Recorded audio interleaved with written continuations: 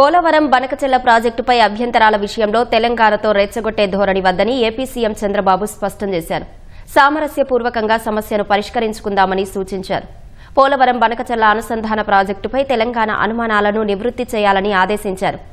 ఈ ప్రాజెక్టు ద్వారా వరద జలాల్ని మాత్రమే వాడుకుంటున్నామన్న ఆయన తెలంగాణకు ఎలాంటి నష్టమూ లేదని స్పష్టం చేశారు.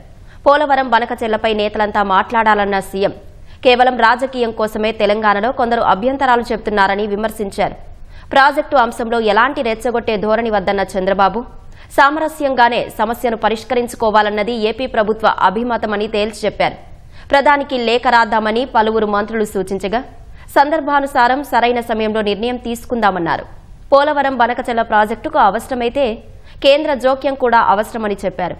విషయం అర్థమయ్యేలా చెప్పేందుకు అవసరమైతే కేంద్రం ద్వారా ఓ సమావేశం కోరదామన్నారు. సున్నితమైన పోలవరం బనకచెర్ల ప్రాజెక్టుపై నేతలు పూర్తి అవగాహనతో జాగ్రత్తగా మాట్లాడాలని, స్నేహపూర్వక వాతావరణంలో పరిష్కరించుకుందామని చెప్పారు.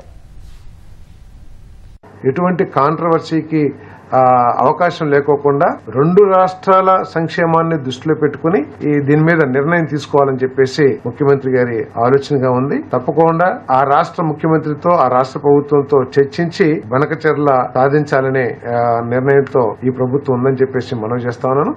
అంతేగాని ఎవరికి నష్టం చేయాలని కానీ ఎవరి హక్కులో తీసుకోవాలని కానీ ఈ ప్రభుత్వానికి అటువంటి ఆలోచన లేదు. ఏదైతే వృధాగా సముద్రంలోకి నీరు పోతున్నాయో 3000 టీఎంసీలు, చెరు 200 టీఎంసీలు వచ్చినా కూడా రెండు రాష్ట్రాలు కూడా సస్యశ్యామలం అయ్యే పరిస్థితులు ఉన్నాయి. దీని మీద ఎటువంటి కాంట్రవర్సీ లేకోకుండా ఈ ప్రాజెక్ట్ ను సాధించాలని చెప్పేసి కూడా మరి ముఖ్యమంత్రి గారు పట్టుదలతో ఉన్నారని చెప్పేసి నేను మనం చేస్తాను.